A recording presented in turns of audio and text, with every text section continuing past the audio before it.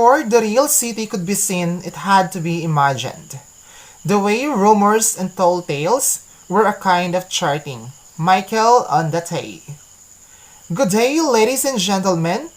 I am Giovanni Nibla, and on behalf of our group, the Group 3, I would like to welcome you all to our video presentation in our folklore and mythology subject. Today, we tell a traditional American story called a tall tale. A tall tale is a story about a person who is larger than life. The descriptions in the story are exaggerated, much greater than in real life. Long ago, the people who settled in undeveloped areas of America first told tall tales. After a hard day's work, people gathered to tell other stories. And in this video, we present our chosen tall tale story entitled John Henry. This folktale was originated in America. But before we proceed with the presentation of our formal analysis on this folktale, allow me first to introduce to you my group members. Once again, I am Giovanni Nibla, the group leader, and together with me in the group are Jonry Bation, Arjen Joy Arpon, Catherine Tampos, Giselle Ann Gori, Ana Marie Magbanwa, Giselle Duhay Lungsod, Stephen Keith Villar, and Miss J. Lumaray Peregrino. So to start with, Miss Arjen Joy Arpon and Giselle Duhay Longsod will begin our presentation by first retelling to you or providing you a brief summary on this story. And then it will be followed by the presentation of our formal analysis on this folktale to be given by the rest of our members. Good day everyone. So today me and Miss Arpon was assigned to retell the story titled John Henry. John Henry is a third famous hero was a railway worker. In the 1800s, railroads were a growing part of American life. Track was being laid from New York to California. Railroads had to pass through mountains. Workers built tunnels through them to make way for the track. The work was hard. Workers pounded holes into the rock using sledgehammer. Sticks of dynamite were placed in the holes. Track was blown up and hauled away. The process was repeated until the tunnels was completed. Good day everyone, I am Arjen Joy Arpon and I will continue to retell the story John Henry. So John Henry was one of these workers. Like most tall tale characters, he could do his job better than anyone else. He was incredibly strong and determined.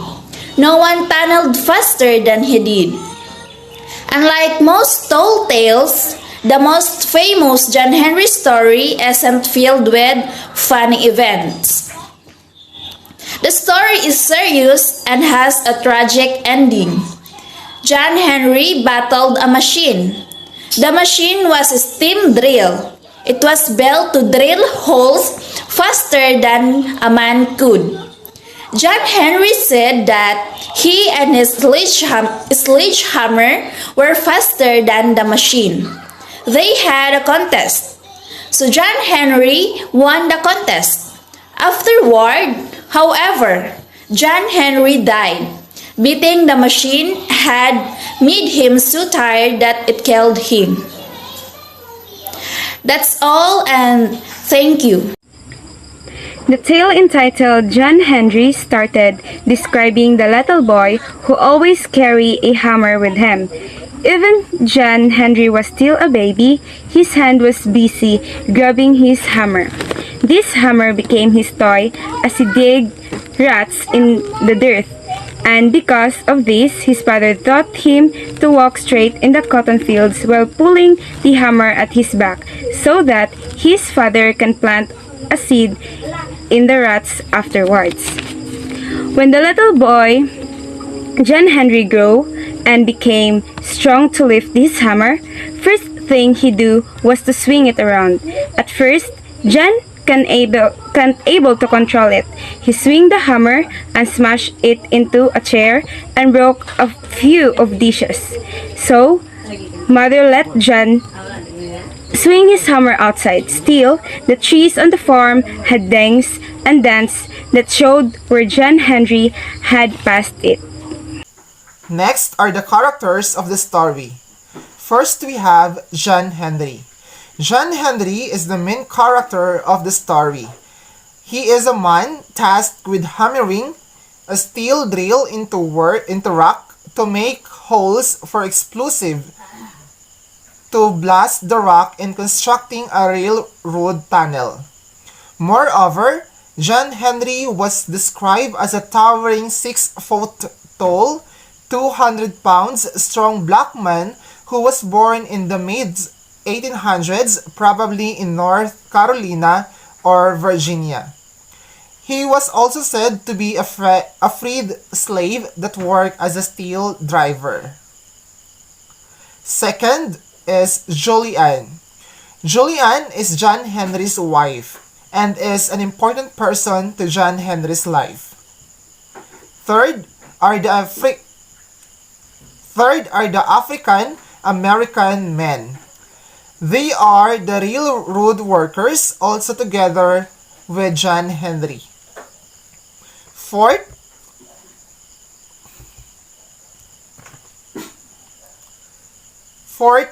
is the railroad foreman.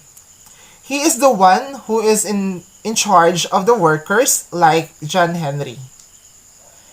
And fifth and lastly is the salesman. He is portrayed in the story as the one who look and talk fancy in the railroad camp. Thank you so much, and those are the characters in this story. Good afternoon, everyone. Now let's proceed to the story's important events. John Henry's story could have been inspired by the experiences of real-life workers. He was born holding a hammer, while other babies grabbed for fingers and toes. He seemed to constantly be holding one. At most, it weighed 4 or 5 pounds. John dragged the hammer behind him, making ruts in the ground. His father trained him to walk in the lines across the cotton fields so that he could put seeds in the ruts. John had grown to the point where he could lift his hammer. John was trained to pound fence posts into the ground one day and went right to work until he went to the larger and better things. And this will be continued by Miss Giselle Ann. Once again, good afternoon. So this is the video continuation of Miss Peregrino based on the story's importance event. So John Henry was employed by a railroad and his strength was unmatched by his co-workers, and it was his responsibility to drive stakes into the ground or solid rock. And other men needed 4 or 5 hacks to drive stakes in the ground, while John Henry only needed one with his 14-pound hammer. And next is the railroad held a competition to see who could be the best or who could be the most accurate to determine how many 3-foot hole could John Henry and the drill could dig in 1 hour. However, the steam drill had bored 3 holes, while John Henry examined 5 holes of his own, and as a result, he is victorious. But the machine had not been able to defeat him, but it had taken his life. And next is, even though it was a lot of work, John never gave up, and it is an important lesson to learn. Henry merely wanted to help his people and also himself, and it is a nice moral to have as well. You can do anything if you have enthusiasm and determination. John believed if he kept going and didn't give up, he'd be successful in life or in the future. That would be all. Thank you. So, good day everyone. Now let's proceed to the story's ending. At the end of the story, John Henry's prowess as a steel driver was measured in a race against a steam-powered rock drilling machine. A race that he won only to die in victory with hammer in hand as his heart gave out from stress. After he won the contest and beat the machine, he spent so much his energy. That's why he collapses and dies. In the end, the machine couldn't beat him, but it had cost him his life. And that would be all. Thank you. Hi, have a good day everyone. I am Catherine Borado Tampos and I will going to tell the theme of the story. This is the story of John Henry Told Tale.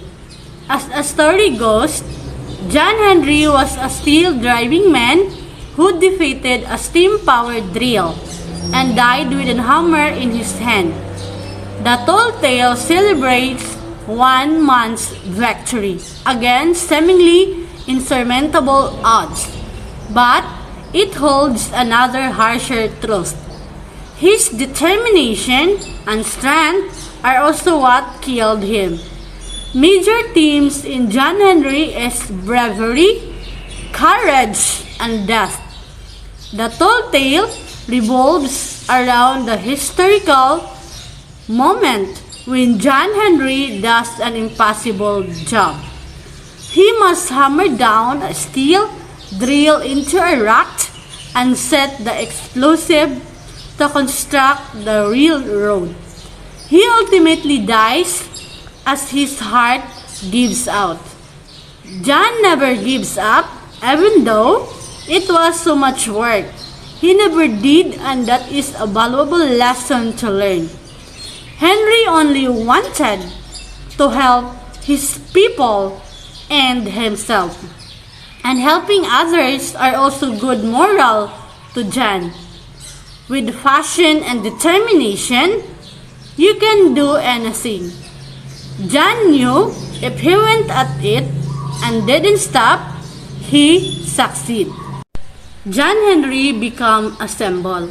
He symbolized the many African Americans whose sweat and hard work built and maintained the rail across West Virginia. He was a symbol for the black workers who give their lives in these dangerous occupations. That's all for the theme of the story. Keep safe and God bless. Next and lastly, the story purpose. So the other purpose is to showcase John Henry as a representative of hard work. The told to present the undaunted struggle of a man who fights technology of that time that can replace manual work. John Henry, a tall and strong man, always carry a 9-pound hammer and never get tired, implying he is a hardworking and a determined person. One day, he decided to go to compete against the steam drills in driving the steel. However, when he goes to the mountain where he has to work, he realized his 9-pound hammer will not work. Therefore, he asked his captain for a 12-pound hammer. He puts all his effort to sink the steam drill and succeed. Unfortunately, he hit himself with the hammer and dies. The worker bring his body down to the mountain or down to the tunnel and buried him in the sand. Now every woman riding the train recall John Henry as a still driving man. He ultimately dies as a heart gives out. He has been portrayed as an industrious and determined man. He worked hard till his last breath and sacrificed his life for the good and for the society. And that's all for our report. Thank you and God bless.